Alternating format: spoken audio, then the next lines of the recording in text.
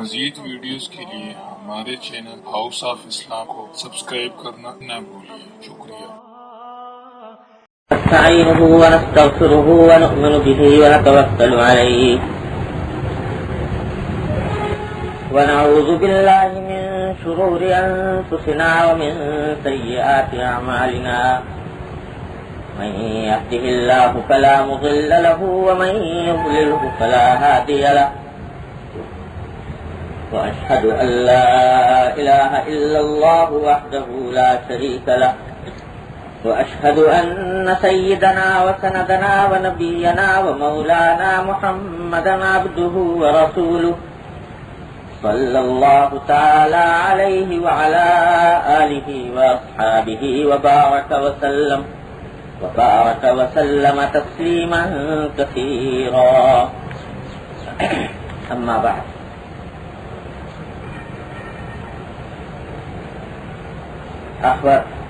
قال أخبرني يزيد الرقاشي وقال كان صلاة رسول الله صلى الله عليه وسلم مستوية كأنها موزونة۔ یہ روایت ہے،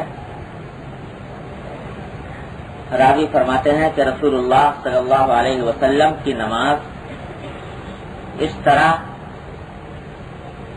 متناسب ہوتی تھی جیسے کہ وہ ترازو میں تلی ہوئی، یعنی ہر فعل نماز کا وہ ایک خاص توازن کے ساتھ اس میں انجام دیا جاتا تھا اور ایسا لگتا تھا جیسے ترازو میں تلا ہوا ہے۔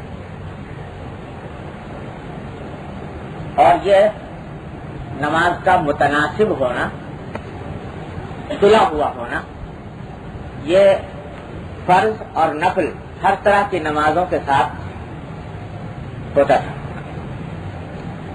حضرت صلی اللہ علیہ وسلم کا معمول یہ تھا کہ جب نفلی نماز پڑھتے رات کے وقت، تو پچھلے بیان میں آیا تھا کہ بہت اہتمام کے ساتھ طویل قیام، طویل رکوع، طویل سجدے، یہاں تک کہ کھڑے کھڑے پاؤں پر ورم بھی آ جاتا۔ لیکن جب نماز جماعت سے پڑھتے اور پڑھاتے تو اس میں ضعیف اور کمزور لوگوں کی رعایت فرماتے تھے، اور یہ تاکید بھی فرمائی کہ جب تم میں سے کوئی امامت کرے تو ہلکی نماز پڑھائے، ایسی نہ ہو کہ جس سے لوگوں پر بار ہونے لگے۔ تو وہ نماز جو ہوتی تھی امامت جس میں فرماتے تھے اس میں اختصار سے کام لیتے تھے، بلکہ یہ اختصار سے کام لیتے تھے، زیادہ لمبی نہیں کرتے تھے، لیکن اس کے باوجود وہ مختصر نماز بھی متناسب ہوتی تھی، یعنی اس میں موزونیت ہوتی تھی، ہر فعل اطمینان کے ساتھ انجام پاتا تھا۔ یہ نہیں کہ جلدی جلدی جلدی جلدی کر کے اور ایک رکن لمبا ہو گیا ایک چھوٹا ہو گیا، یہ نہیں، بلکہ اطمینان کے ساتھ ہر رکن انجام پاتا تھا، چاہے اس میں قرات لمبی نہ کریں، رکوع میں چاہے سبحان ربی العظیم 3 مرتبہ کہیں، 3 سے زیادہ نہ کہیں، لیکن ہو اطمینان کے ساتھ، اور سجدے میں سبحان ربی الاعلیٰ 3 مرتبہ کہیں لیکن ہو اطمینان کے ساتھ، قرات لمبی نہ کریں، چاہے نہ آتے نہ کل کوثر ہی پڑھ لیں، لیکن قیام ہو اطمینان کے ساتھ۔ تو ایسا متوازن نماز ہوا کرتی تھی، متناسب۔ تو یہاں جو بات ہم لوگوں کے سمجھنے کی ہے وہ یہ ہے کہ نماز تو الحمدللہ اللہ تعالیٰ کا فضل و کرم ہے، اس کا انعام ہے، ہم سبھی کو توفیق ہو ہی جاتی ہے نماز پڑھنے کی۔ اس مجمع میں جو لوگ ہیں الحمدللہ نماز پڑھتے ہی ہیں، لیکن نماز کو قاعدے سے اور طریقے سے اور سنت کے مطابق اطمینان کے ساتھ پڑھنے کا اہتمام عام طور سے اتنا نہیں ہے جتنا ہونا چاہیے۔ جیسا بھی عرض کیا کہ بہت لمبی ہونا ضروری نہیں، ہو مختصر چاہے، لیکن اس میں آداب کی، سنتوں کا، آداب کا اور مستحبات کا پورا لحاظ ہونا چاہیے۔ دیکھو نماز میں کچھ چیزیں تو ایسی ہیں جو فرائض ہیں یا واجبات ہیں، کوئی فرض اگر چھوٹ گیا نمازی نہیں ہوگی، سجدہ چھوڑ دیا ایک پڑھ کرو نماز نہیں ہوگی، رکوع چھوڑ دیا نماز نہیں ہوگی، قرات بالکل نہیں کی نماز نہیں ہوگی. لیکن کچھ واجبات ہیں کہ اگر وہ چھوڑ دیے جان بوجھ کر چھوڑے پھر بھی اعادہ واجب ہے، بھول کر چھوڑے سجدہ سہو سے تلافی ہو جاتی ہے. لیکن کچھ ہیں سنت ہے اور کچھ ہیں مستحبات اور آداب. تو عام طور سے فرائض واجبات کا تو کسی نہ کسی طرح جوتوں کر کے لحاظ ہو جاتا ہے، لیکن سنتوں اور مستحبات کی طرف دھیان زیادہ نہیں ہوتا. اس کا نتیجہ یہ ہے کہ نماز ہو تو گئی لیکن وہ ایسی ہے کہ بس قانونی نماز ہے کہ اس کو کوئی مفتی اس کے اوپر یہ فتویٰ نہیں لگائے گا کہ نماز نہیں ہوئی، ہو گئی نماز، مطلب فریضہ ثابت ہو گیا، رجسٹر میں لکھا گیا کہ تمہیں نماز پڑھ لی.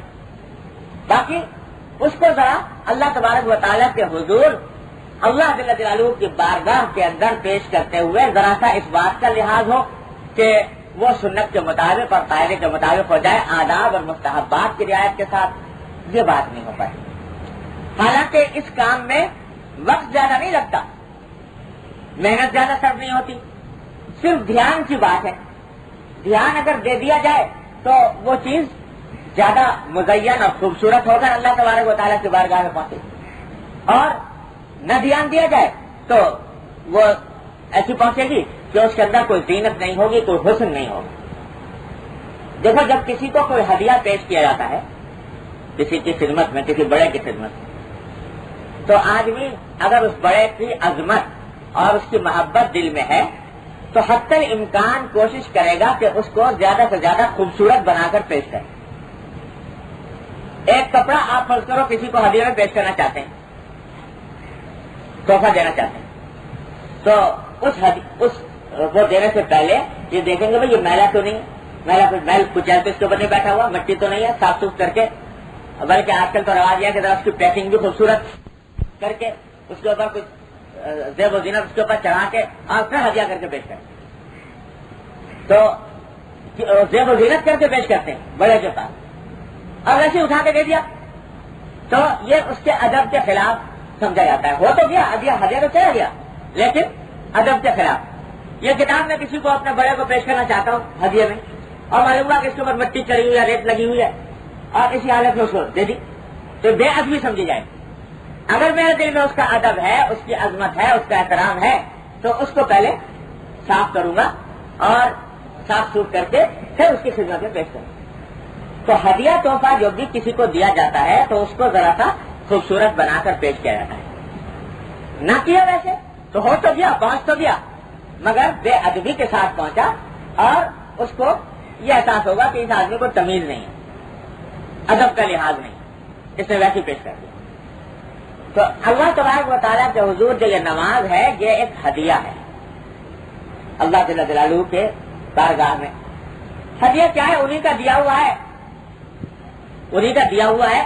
جو کچھ ہاتھ پاؤں ہے وہ انہی کے دیے ہوئے ہے، توفیق ہے وہ انہی کی دی ہوئی ہے. اللہ تعالیٰ نے اپنے فضل سے نام رکھ دیا اس کا کہ تم ہمیں ہدیہ یہ پیش کرو.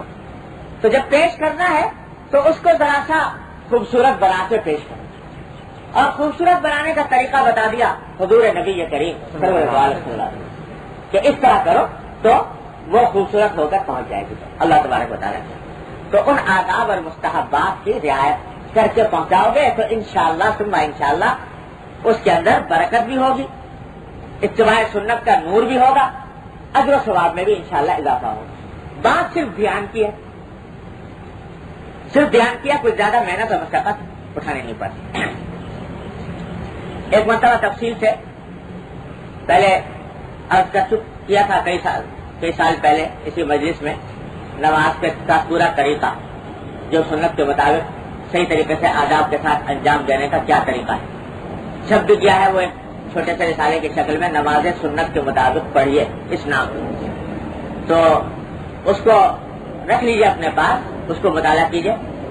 آج کچھ اختصار کے ساتھ تھوڑا سا دوہرا دیتا ہوں ان باتوں کو، کیونکہ ذہن سے نکل جاتی ہیں، ذہن میں ہوتی بھی ہیں تو توجہ نہیں رہتی، دھیان نہیں رہتا، تو تکرار سے فائدہ ہو جاتا ہے. تو دوہرا دیتا ہوں. اس طرح کر کے نماز پڑھنے کی آج سے ہی کوشش کریں تو انشاءاللہ وہ ہدیہ مزین ہو کر خوبصورت ہو کر پہنچے گا اللہ تبارک و تعالیٰ کے.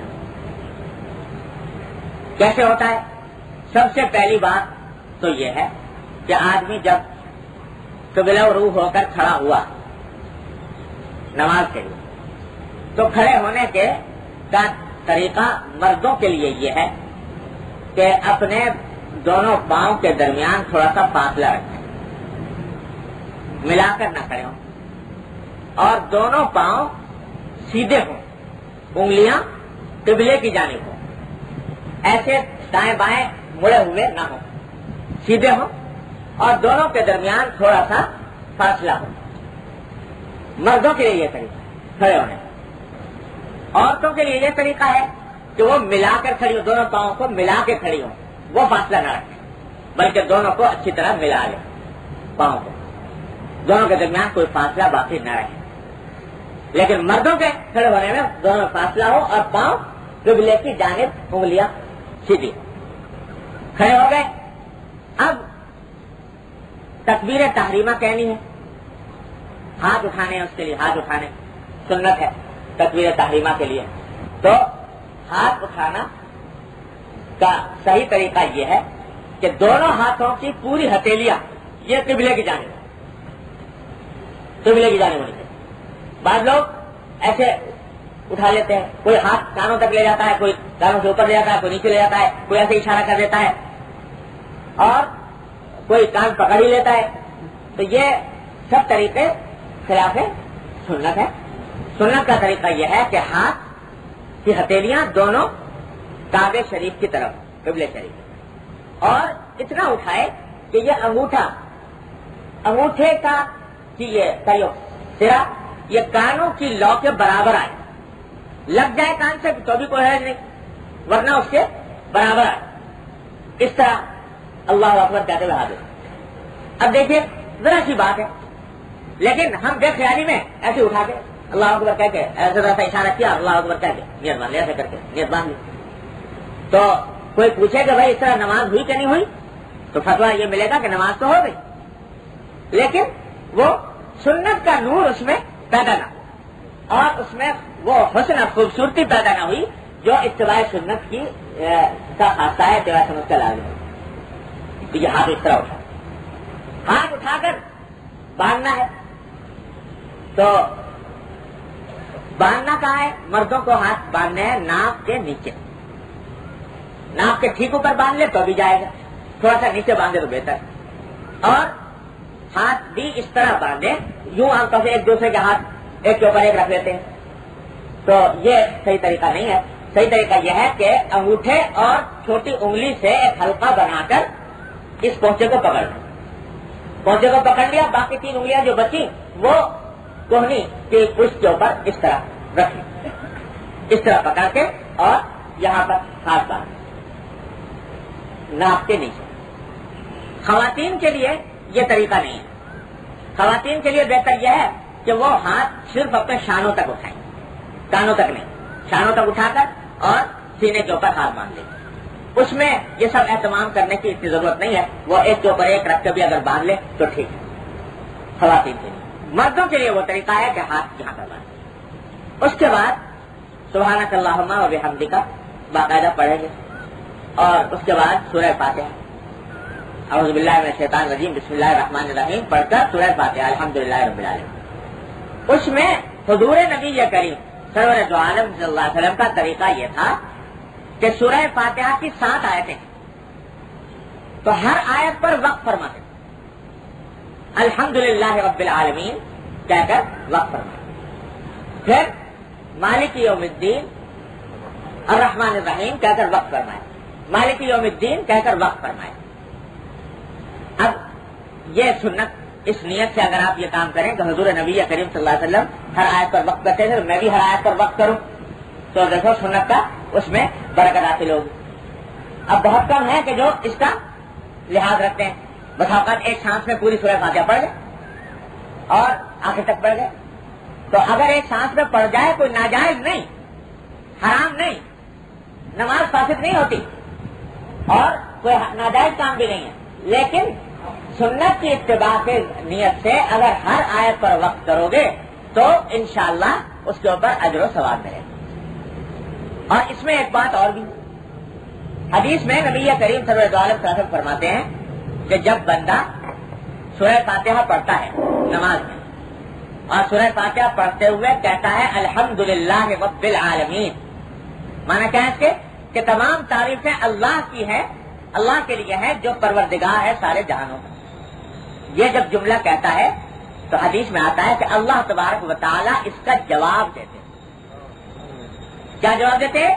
جب الحمدللہ رب العالمین بندے نے کہا تو اللہ تعالیٰ فرماتے ہیں حمدنی عبدی، میرے بندے نے میری تعریف، یہ جواب دے رہے ہیں اللہ تبارک، میرے بندے نے میری تعریف۔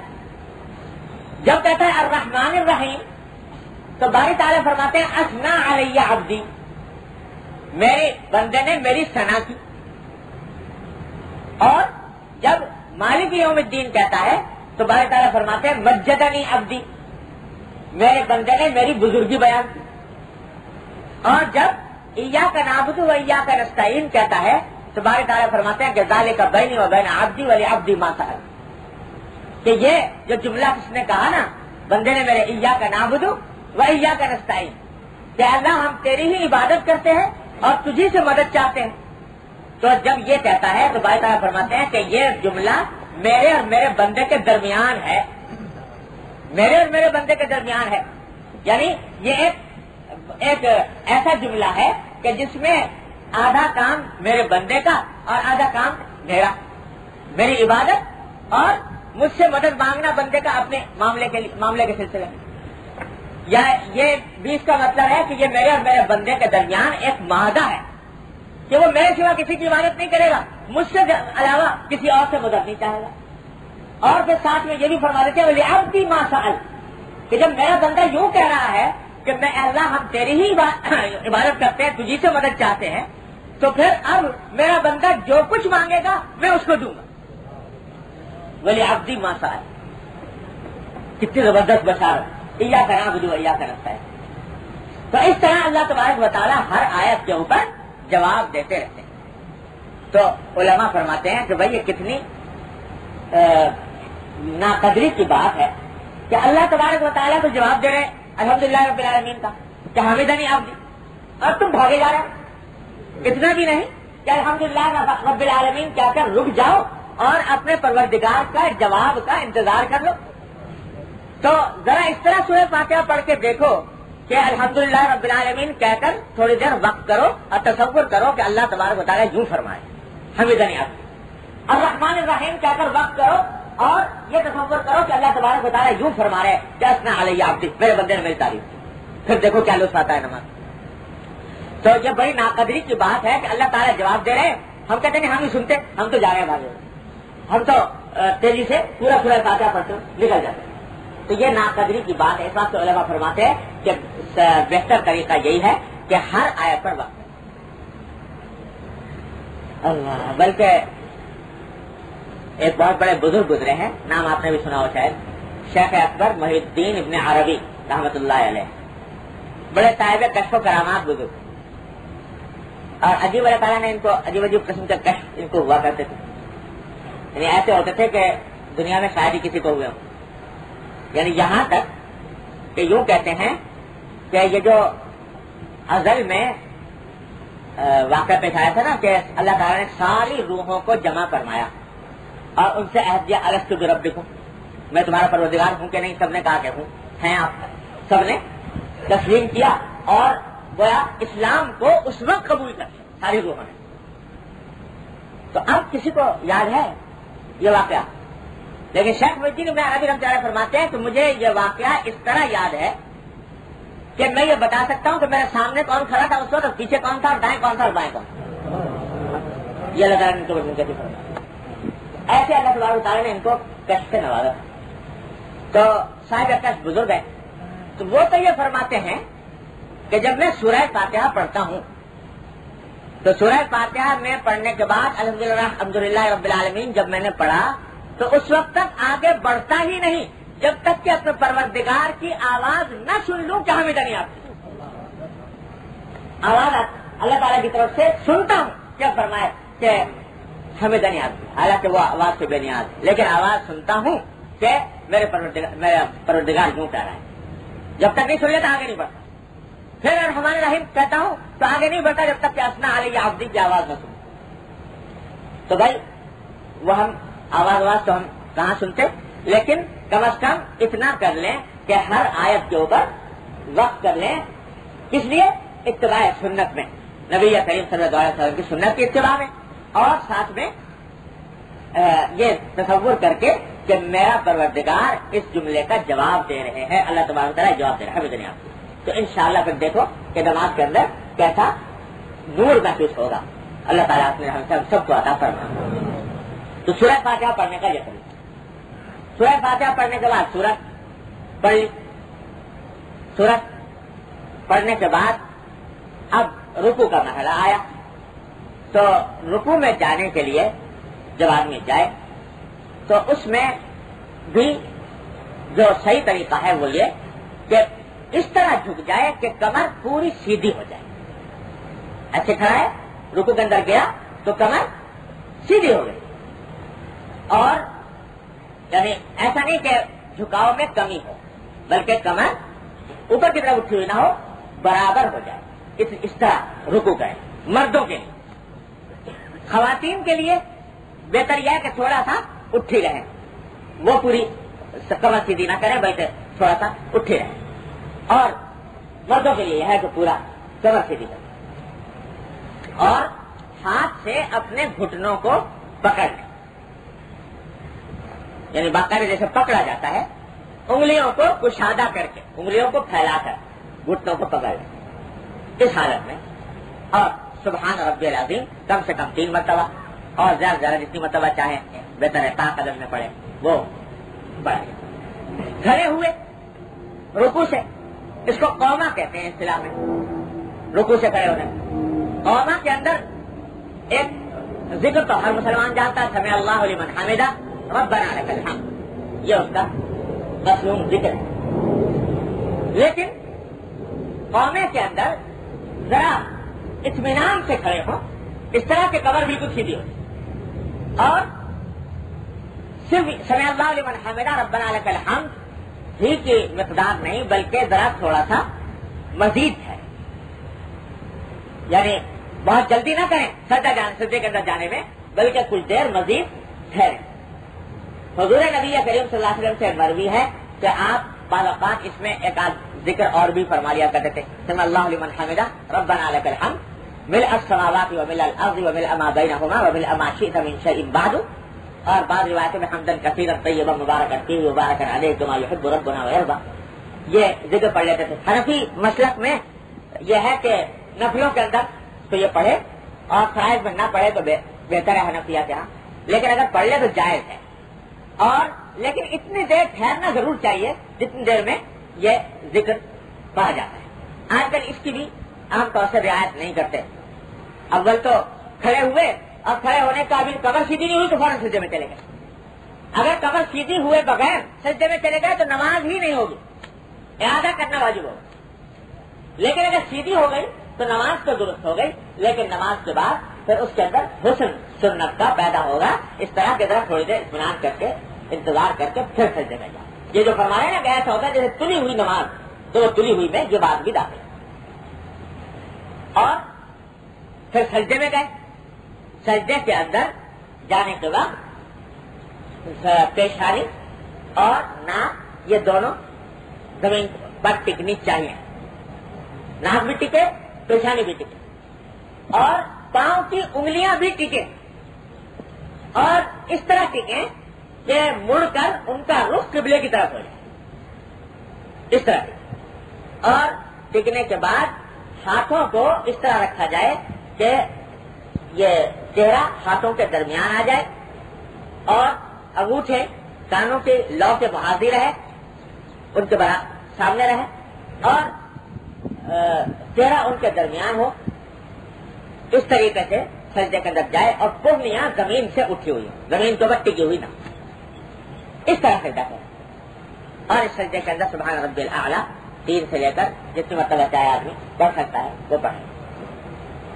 سجدے سے اٹھے تو وہی بات جو رکوع سے اٹھنے کے بارے میں کہی تھی، اس کو جلسہ کہتے ہیں، اس کو قوما کہتے ہیں، اس کو جلسہ کہتے ہیں، یعنی دو سجدوں کے درمیان جو آدمی بیٹھتا ہے، تو اس میں اسی طرح بیٹھے جیسے اتحیات میں بیٹھے جاتے ہیں، اور اس میں بھی جلدی نہ کریں، یہ نہیں کہ ذرا سر اٹھایا پھر دوبارہ چلے گئے، اگر اس طرح کیا تو نماز بھی نہیں ہوگی، لیکن بیٹھیں اور بیٹھ کر تھوڑی دیر اطمینان سے بیٹھیں۔ یہاں پر بھی نبی کریم صلی اللہ علیہ وسلم سے منقول ہے کہ بعض اوقات نماز میں آپ ایک دعا پڑھا کرتے اللہم اغفر لی واستر لی واجبرنی واہدنی وارزقنی وعافنی، یہ دعا پڑھا کرتے تھے۔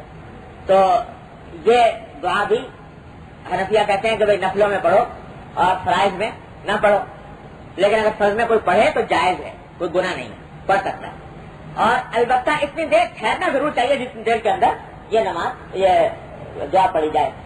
بعض حضرات نے فرمایا کہ مطلب اتنا ٹھہرے جتنا کہ 3 مرتبہ سبحان ربی الاعلیٰ کہنے میں جتنی دیر ہوتی ہے اتنی دیر ٹھہرے۔ حدیث میں آتا ہے کہ نبی کریم صلی اللہ علیہ وسلم کا سجدہ اور جلسہ یعنی سجدے سے اٹھنے کی مقدار یہ قریب قریب برابر ہوتی تھی، یعنی جتنی دیر سجدے میں گزری تقریباً اتنا ہی وقت اٹھ کر بیٹھ کر گزرا، اور رکوع اور قومے کی مقدار اکثر و بیشتر برابر ہوتی تھی، قریب قریب برابر ہوتی تھی، جتنی دیر رکوع میں گزاری اتنی دیر کھڑے ہو کر گزاری۔ تو اس طرح اس میں بھی یہ آج کل ہمارے ہاں یہ سنت بالکل ہی متروک ہوتی جا رہی ہے، قومے اور جلسے کے اندر بالکل ذرا سا بھی وقفہ نہیں دیتے، تھوڑا وقفہ دینا چاہیے اور اس سنت کے اوپر اس سنت کو زندہ کرنا چاہیے۔ یہ ہے جلسے کے اندر بیٹھنے کا طریقہ۔ پھر دوسری اگر اسی طرح ہے، اتحیات میں جب بیٹھتے ہیں تو اتحیات کے اندر بیٹھنے میں ہاتھوں کو رانوں کے اوپر رکھیں اور پاؤں جو ہیں ان کی انگلیاں قبلے کی طرف مڑی رہیں دائیں پاؤں کی، اس طریقے سے آدمی بیٹھے بائیں پاؤں کے اوپر بیٹھ جائے، طریقہ وہ جانتے ہی ہیں سب لوگ۔ اس طرح بیٹھ کر تحیات پڑھے اور تحیات پڑھ کر جب سلام پھیرے تو سلام کے اندر بھی پورا منہ موڑنا چاہیے، اس طرح کہ یہ کندھے نظر آنے لگے، اس طرح پورا منہ موڑ کر۔ حدیث میں آتا ہے کہ جب آپ حضرت صلی اللہ علیہ وسلم جب سلام پھیرتے تھے تو آپ کے رخسار مبارک کی سفیدی وہ پیچھے والوں کو نظر آتی، اس طرح سلام پھیرتے، تو اس طرح سلام پھیرے کہ اس میں پورا کا پورا چہرہ مڑ جائے، بس اتنی سی بات ہے۔ اب بتائیے اگر ان آداب کی رعایت کر لیں ہم لوگ تو کون سا اس میں وقت زیادہ صرف ہوتا ہے اور کون سی محنت اور کون سا خرچ، لیکن ذرا سے دھیان سے وہی نماز جو ہم دن رات پڑھتے ہیں بے دھیانی کے عالم میں اس طرح پڑھیں گے تو اتباع سنت کا نور اس میں پیدا ہو جائے گا، انشاءاللہ اللہ تبارک و تعالیٰ کی بارگاہ میں زیادہ قبول ہونے کے لائق ہوگی۔ ارے تھوڑی ہمارے حضرت فرمایا کرتے ہیں حضرت صاحب رسول اللہ صلی اللہ پیارے بھائی کم از کم شکل صورت اپنی ایسی بنا لو جو اللہ کے محبوب کی شکل صورت کے مشابہ ہو، تو اللہ تبارک و تعالیٰ اپنے رحمت سے اس کو حقیقت میں بھی تبدیل فرما دیں گے۔ تو ہمارے حضرت مزدور صاحب فرماتے ہیں کہ تیرے محبوب کی یارب میں صورت لے کے آیا ہوں، تیرے محبوب کی یارب میں صورت لے کے آیا ہوں، حقیقت اس کو تو کر دے، میں تیرے محبوب کی یارب شباہت لے کے آیا ہوں، حقیقت اس کو تو کر دے، میں صورت لے کے آیا ہوں۔ تو اللہ تبارک و تعالیٰ کی بارگاہ میں پہنچ کر نماز کی صورت ایسی بنا لی جو حضور اکرم صلی اللہ علیہ وسلم کی نماز کے قریب قریب ہے، تو اس سے انشاءاللہ اللہ تبارک و تعالیٰ کیا بعید ہے کہ اپنے رحمت سے اس میں حقیقت بھی پیدا کرنا۔ یہ جو فرمایا کہ نبی کریم صلی اللہ علیہ وسلم کی نماز تلی ہوئی ہوتی تھی، متناسب ہوتی تھی، اس کے معنی یہ ہے جو میں نے عرض کیا کہ آداب اور مستحبات کی پوری رعایت ہوتی۔ اللہ تبارک و تعالیٰ اپنے رحمت سے ہم سب کو ان آداب و مستحبات کی رعایت کرنے کی توفیق عطا فرمائے۔ اور جیسا عرض کیا صرف دھیان کی بات ہے اور کچھ بھی نہیں، ذرا سا دھیان کر لیا، اہتمام کرے، نماز سے جب کھڑا ہونے لگے تو ذرا اس بات کو یاد کر لیں۔ اور وہ میرا ایک رسالہ چھوٹا سا چھپا ہوا ہے، نمازیں سنت کے مطابق پڑھیے، اس سے مردوں عورتوں دونوں کے پڑھنے کا طریقہ لکھا ہوا ہے، وہ ہر مسلمان کو چاہیے کہ ایک مرتبہ اچھی طرح پڑھ کے اور اس کو ذہن نشین کر لے، جب نماز پڑھنا کھڑا ہو تو یاد کر لیا کرے بھائی اس طرح پڑھنی ہے، تو انشاءاللہ عادت بن جائے گی اور اللہ تعالیٰ اتباع سنت کا ثواب عطا فرمائے۔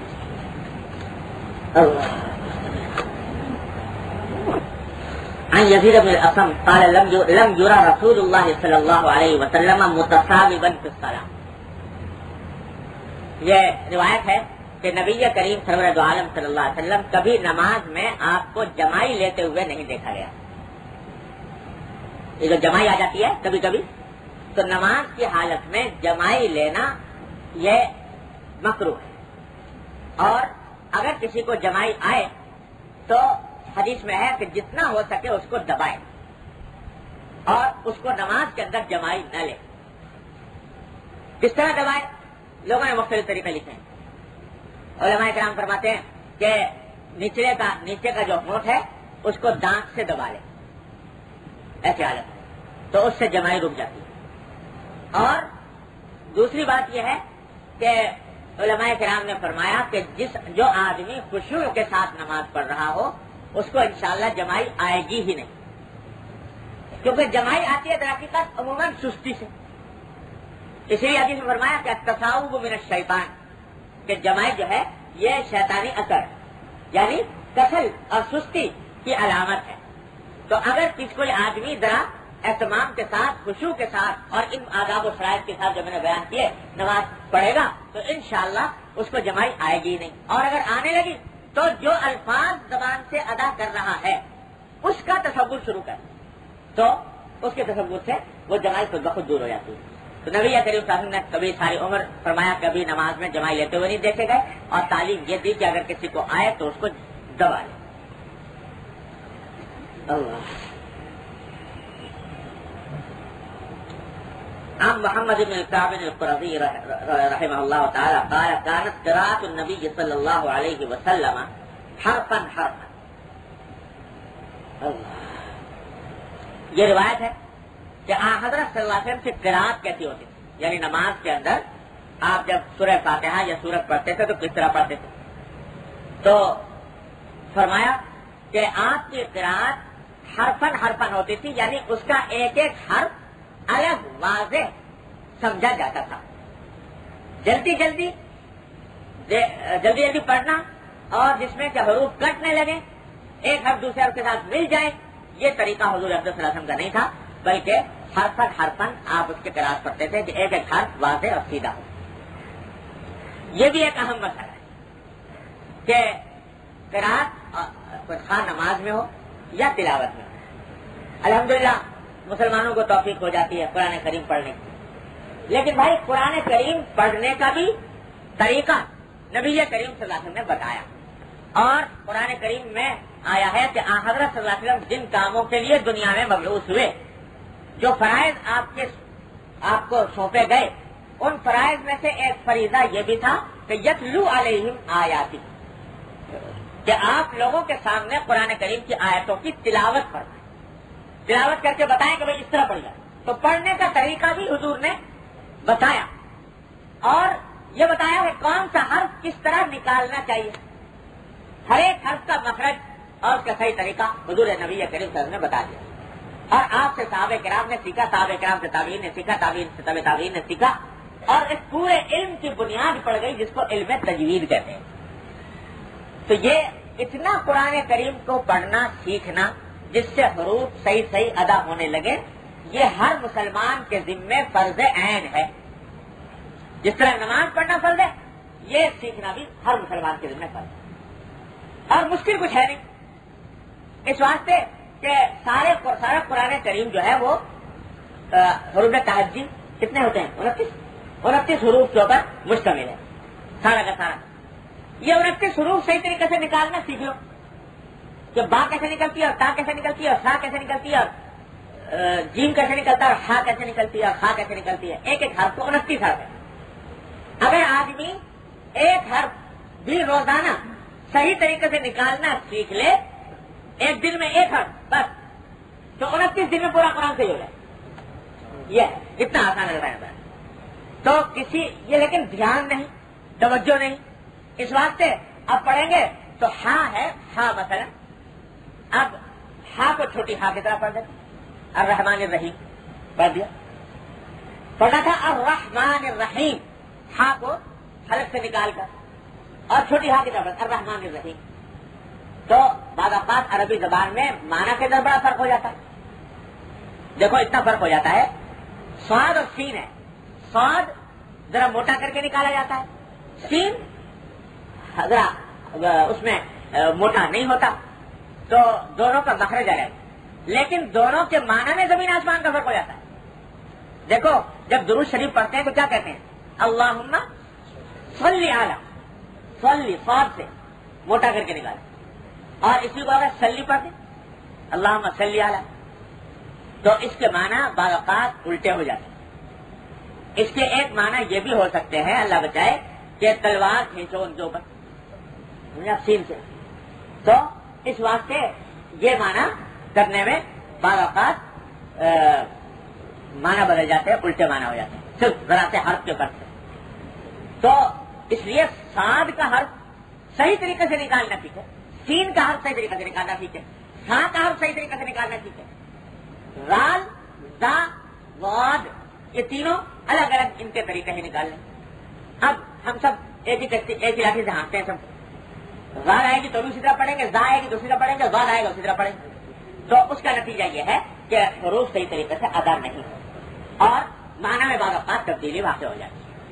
تو ذرا سے دھیان کی توجہ کی بات ہے، کیونکہ ان باتوں کی طرف توجہ نہیں، اس واسطے ساری عمر گزر گئی، بوڑھے ہو گئے اور زبان پر حروف غلط چڑھے ہوئے، قرآن شریف غلط پڑھ رہے ہیں۔ صرف اتنی سی بات ہے، میں نے بات کیا کہ 29 حروف ہیں اور طے کر لیا جائے کہ ہر روز ایک حرف کو سیدھا کرنا ہے، صحیح طریقے سے بیان کرنا ہے، اللہ تبارک و تعالیٰ کی رحمت سے اس کو درست فرما دے اللہ نے۔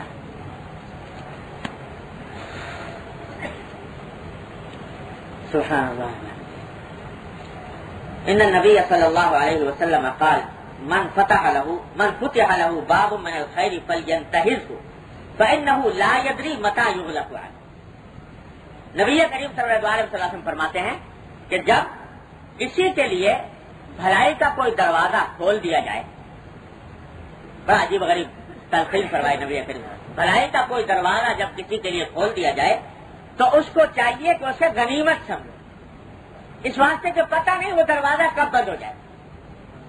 کیا مانا کہ اگر کسی وقت کسی نیک عمل کا خیال آیا اور دل میں یہ ارادہ پیدا ہوا کہ یہ نیک عمل میں انجام دوں، تو اس کے معنی یہ ہے کہ اللہ نے وہ نیکی کا دروازہ تمہارے لیے کھولا، تو اب اس کو غنیمت سمجھو۔ غنیمت سمجھنے کے معنی کیا ہے کہ یہ جو دل میں خیال پیدا ہوا اس پر فوراً عمل کر لو، اس واسطے کہ پتہ نہیں یہ دروازہ کب بند ہو جائے، یعنی یہ دل میں ارادہ ختم ہو جائے، داعیہ باقی نہ رہے اور پھر بعد میں انسان کو موقع نہ رہے، وقت نہ ملے، تو اس کے نتیجے میں اس بھلائی سے محروم ہو جائے۔ اب دیکھو جیسے ابھی ہم نے یہ باتیں کی کہ نماز کو سنت کے مطابق قاعدے سے آداب و شرائط کے ساتھ انجام دینے کا دل میں ایک کچھ ارادہ پیدا ہوا کہ نہیں ہوا، تو اب فرماتے ہیں کہ یہ دروازہ بھلائی کا کھل گیا تو اس کو غنیمت سمجھو۔ غنیمت سمجھنے کا معنی کیا ہے کہ فوراً عمل شروع کرو۔ شیطان کا یہی طریقہ ہوتا ہے کہ جب کسی نیکی کا دل میں خیال آئے یا دل میں موقع پیدا ہو تو وہ سکھاتا ہے بھائی ہے تو بڑی اچھی بات لیکن ذرا کل سے انشاءاللہ شروع کریں گے، تو وہ آج کو اس نے فوراً آہستگی سے کل پر ٹلا دیا۔ اب جب کل آئی تو کل وہ داعیہ باقی نہ رہا، نتیجہ یہ کہ آج وہ محروم ہو جائے۔ فرمایا جس وقت کوئی نیکی کی بات سنو اور نیکی کا ارادہ دل میں پیدا ہو اسی وقت سے عمل شروع کر دو، اس کو ٹلاؤ مت، کیونکہ پتہ نہیں یہ دروازہ کب بند ہو جائے۔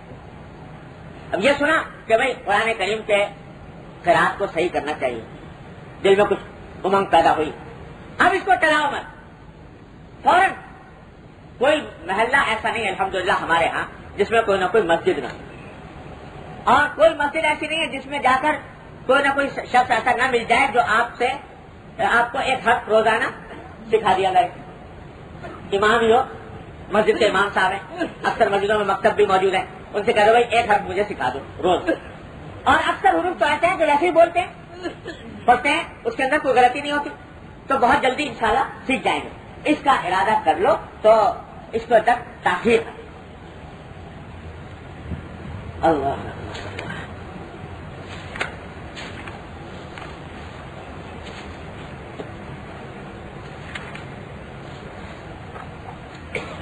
سبحان اللہ وبحمدہ سبحان اللہ۔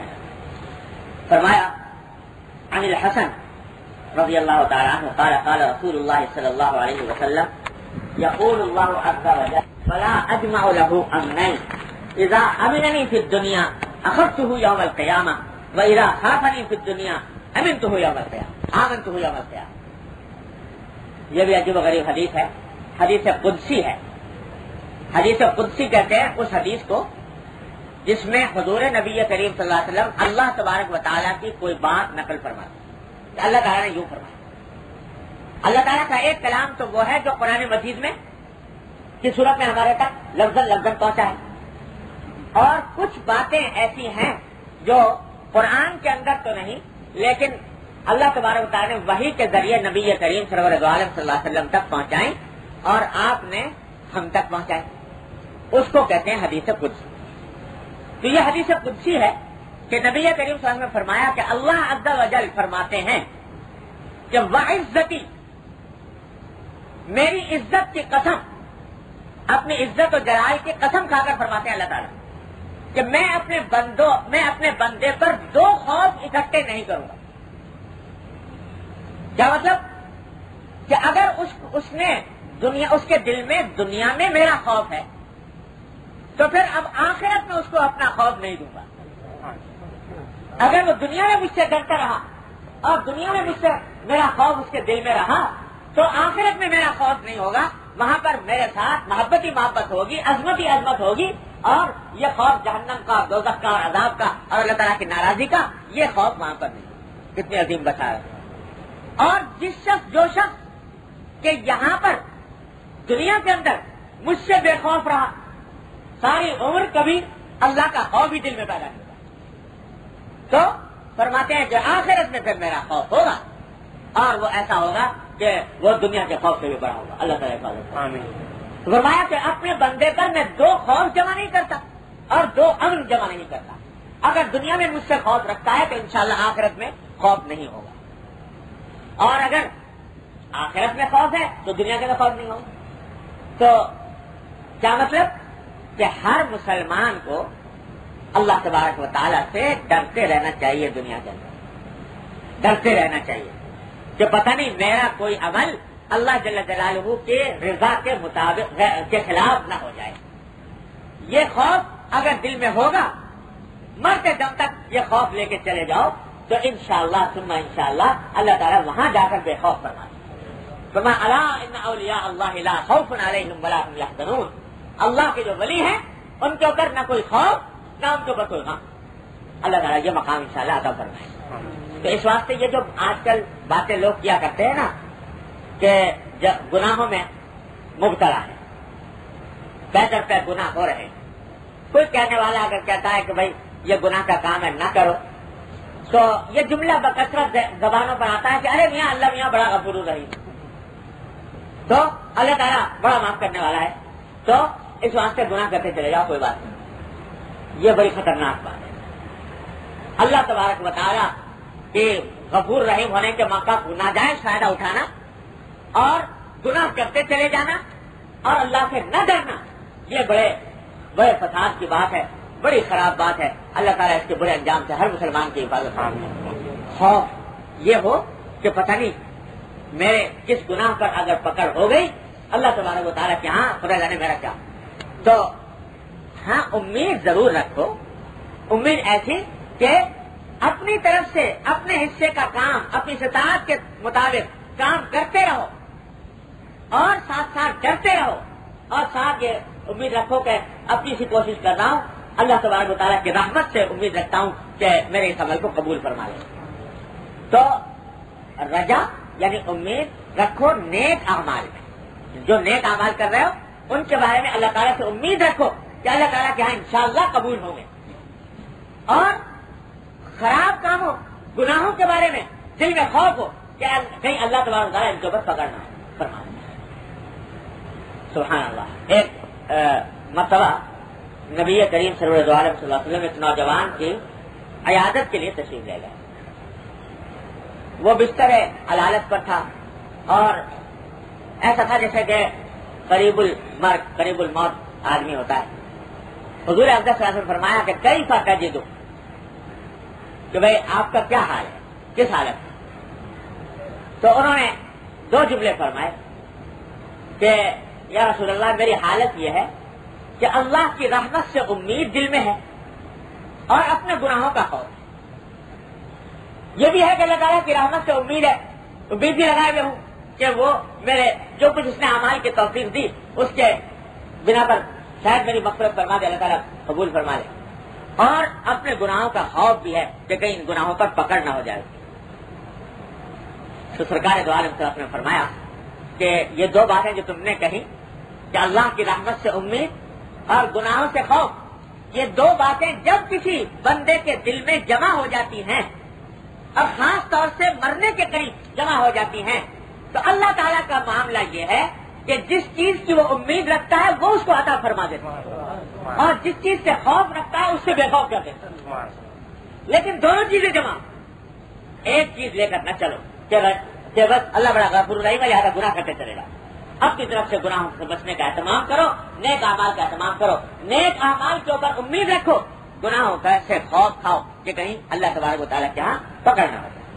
تو یہ جو حدیث ہے عجیب و غریب یاد رکھنے کی ہے کہ دنیا کے اندر جو خوف رکھے اللہ تعالیٰ سے، آخرت میں اللہ تعالیٰ اس کو بے خوف فرمائے.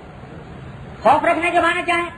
خوف رکھنے کے معنی یہی ہے کہ اس کے ناراض کرنے والے کاموں سے ڈر، تو یہ کہیں کر اللہ کے یہاں پکڑ نہ ہو جائے، یہ کام نہ کرو، اس سے بچنا. اور یہاں پر اس باب کے اندر اس حدیث کو لانے کا منشا یہ ہے کہ جب اللہ تبارک و تعالیٰ کی بارگاہ میں کھڑے ہو نماز کے لیے، کیونکہ ذکر نماز کا چل رہا ہے، عبادت کا چل رہا ہے، جب اللہ تبارک و تعالیٰ کی بارگاہ میں کھڑے ہو تو اس وقت اللہ تبارک و تعالیٰ کی عظمت کا تھوڑا سا تصور کرو، اور اس عظمت کے تصور کا نتیجہ یہ ہوگا کہ دل میں خود بخود خوف پیدا ہوگا، ایک ہیبت پیدا ہوگی. کسی بڑے صاحب اقتدار کے دربار میں جب آدمی جاتا ہے تو اس کے اوپر روب ہونا چاہیے، ہیبت ہونی چاہیے، دبدبا ہونا چاہیے. تو جب اللہ کی بارگاہ میں کھڑے ہونے جا رہے ہو تو یہ خوف تھوڑا سا طاری کرو، یعنی تھوڑا سا روب طاری کرو. اس کا نتیجہ یہ ہوگا کہ خود بخود تمہارے اعمال کے اندر خشوع پیدا ہونا شروع ہو جائے. خشوع خاصہ ہے خوف کا، دبدبے کا، روب اور حیبت کا. یہ روب اور حیبت پیدا کرو، یعنی جانے سے پہلے ذرا تصور کر لو کہ احکم الحاکمین کی بارگاہ میں جا رہا ہوں. تو ذرا تصور کرو کہ ایک کوئی بہت بڑا صاحب اقتدار ہے، بادشاہ ہے، چاہے تم اس بادشاہ کو کتنا بڑا سمجھتے ہو، لیکن اس کا بڑا روب داب والا، بڑا چاہو جلال والا، شان شوکت والا دربار ہے، اور چاروں طرف اس کے سنکری کھڑے ہوئے ہیں اور مسلح کھڑے ہوئے ہیں، اور قطاروں میں لوگ بیٹھے ہوئے ہیں، آیان سلطنت موجود ہے، اور اس کے دربار میں تم اپیل کریں گے، چاہے تم اس کو کتنا ہی بڑا سمجھتے ہو، لیکن اس ماحول کا ایک روب پیدا ہوگا دل کے اندر. تو جب ایک بے حقیقت دنیا کے صاحب اقتدار کا روب اس طرح پیدا ہوتا ہے تو اس احکم الحاکمین کی بارگاہ میں جا رہے ہو تو ذرا سا تصور کرو. اس واسطے یہ حدیث لائے ہیں، اس کی عظمت کا اور اس کا خوف دل میں تھوڑا سا پیدا کرو. جو پیدا کرو کہ انشاءاللہ یہ افعال خود بخود انشاءاللہ ٹھیک ہوتے چلے جائیں. کتنا وقت ہے؟ چلو اللہ آگے فرمایا. حضرت حسن بصری رحمۃ اللہ علیہ کا قول نقل کیا ہے کہ قرآن کریم میں نیک بندوں کی تعریف کرتے ہوئے فرمایا کہ وَيَدْعُونَنَا رَغَبًا وَرَهَبًا وَكَانُوا لَنَا خَاشِعِينَ. نیک بندوں کی تعریف کرتے ہوئے فرمایا کہ یہ نیک بندے وہ ہیں جو ہمیں پکارتے ہیں اس حالت میں کہ ان کے دل میں رغبت بھی ہوتی ہے ہماری نعمتوں، یعنی امید بھی ہوتی ہے اس بات کی کہ اللہ تعالیٰ اپنے رحمت سے ہمیں اپنی نعمت عطا فرمائیں، اور دل میں خوف بھی ہوتا ہے. وَكَانُوا لَنَا خَاشِعِينَ، اور وہ ہمارے لیے خشوع اختیار کرنے والے تھے. تو حضرت حسن بصری فرماتے ہیں کہ یہ وہ لوگ ہیں جن کے دل میں اللہ تبارک و تعالیٰ کا خوف اور اس کی عظمت کا روب ہوتا ہے، ان کو کہتے ہیں خاشعین. اس روایت کو لانے کا منشا اس بات کے اندر یہ ہے کہ نماز کا ظاہری پڑھنے کا طریقہ تو میں نے ابھی آپ کے سامنے عرض کر دیا، لیکن اس کی روح ہے خشوع. خشوع کے معنی ہے کہ دل کا اللہ تبارک و تعالیٰ کی طرف متوجہ ہونا، یہ ہے خشوع. دل کا اللہ تبارک و تعالیٰ کی طرف متوجہ ہونا، اس کو خشوع کہتے ہیں. اب قرآن کریم میں جگہ جگہ خشوع کا ذکر آیا ہے کہ نماز میں خشوع کا رہتا ہے. قد افلح المؤمنون الذین هم فی صلاتهم خاشعون. وہ مومن فلاح پائے ان لوگوں نے جو اپنی نماز میں خشوع اختیار کرتے ہیں. اور فرمایا کہ انہا لکبیرۃ الا علی الخاشعین، کہ نماز بڑی شاق ہوتی ہے، مشکل معلوم ہوتی ہے لوگوں کو، مگر جو خشوع اختیار کرنے والے ہوتے ہیں ان کے لیے اللہ تعالیٰ نماز کو آسان فرما دیتے ہیں۔ تو خشوع کا جگہ جگہ قرآن کریم میں حکم ہے۔ تو جس طرح نماز کی ظاہری صورت کو درست کرنا ہے، اسی طرح خشوع کا دل میں پیدا کرنا بھی ضروری ہے۔ اس کے بغیر نماز بے روح ہے، بے حقیقت۔ لیکن خشوع کا مطلب کیا ہے اور کس طرح پیدا ہوتا ہے، یہ ذرا تھوڑا سا یہ بات تفصیل چاہتی ہے، اور اللہ چاہا اللہ تعالیٰ زندگی عطا فرمائے تو اگلے بیان میں اس کی وضاحت کروں گا انشاءاللہ تعالی۔ لیکن اس وقت اتنا سمجھ لیجئے تاکہ کم سے کم مقدار کی بات ابھی سے ذہن میں آ جائے کہ خشوع حاصل کرنے کا آسان طریقہ اور کم سے کم طریقہ یہ ہے کہ انسان جب نماز پڑھنے کھڑا ہو تو جو الفاظ بھی زبان سے نکال رہا ہے ان الفاظ کی طرف دھیان دیں۔ الحمدللہ رب العالمین کہا تو پتہ ہو کہ میں الحمدللہ رب العالمین کہہ رہا ہوں، ان کی طرف دھیان دیں۔ الرحمن الرحیم کہا تو الرحمن الرحیم کی طرف دھیان ہو، پتہ ہو کہ میں یہ الفاظ کہہ رہا ہوں۔ یہ جو ہمارا آپ کا عالم ہوتا ہے کہ جب نماز شروع کرتے ہیں تکبیر تحریمہ اللہ اکبر کہا تو ایک سوئچ آن ہو گیا، اب مشین چل پڑی، اب وہ پتہ نہیں کیا لفظ زبان سے نکل رہے ہیں کیا نہیں نکل رہے ہیں، اور یہاں تک ہوتا ہے کہ اگر بعد میں سوچو کہ پہلی رکعت میں کیا پڑھا تھا دوسری رکعت میں کیا پڑھا تو یہ بھی یاد نہیں ہوتا۔ تو اس کی وجہ یہ ہے کہ شروع سے ان الفاظ کی طرف دھیان دینے کی فکر، تو ان الفاظ جو زبان سے نکال رہے ہو اس کو دھیان سے نکالنے کی فکر کرو۔ جب یہ فکر کرو گے تو خشوع فی الجملہ حاصل ہوا۔ اب بے اختیار کچھ خیال آ گیا دل میں، تو جو بے اختیار خیال آ گیا انشاءاللہ اللہ کیا معاف ہے۔ پھر جب خیال آ جائے دوبارہ لوٹاؤ، پھر بھٹک جائے خیال پھر لوٹاؤ، پھر بھٹک جائے پھر لوٹاؤ، ساری نماز میں یہی کرتے رہو۔ انشاءاللہ صبح انشاءاللہ رفتہ رفتہ وہ خشوع پیدا ہوتا چلا جائے گا۔ لیکن یہ کوشش نہ چھوڑو یہ سوچ کر بھائی ہم تو کیا کریں آتے ہی رہتے ہیں، خیرات آتے ہی رہتے ہیں، اس کی وجہ سے مایوس نہ ہو بلکہ اتنا کام کرنے کی عادت ڈال لو تو انشاءاللہ پھر جملہ خشوع کی عادت، خشوع کا جو شک ہے اور خشوع کا جو نور ہے انشاءاللہ اللہ تبارک و تعالیٰ عطا فرما دیں گے۔ اس وقت میں اتنے ہی پر اکتفا کرتا ہوں۔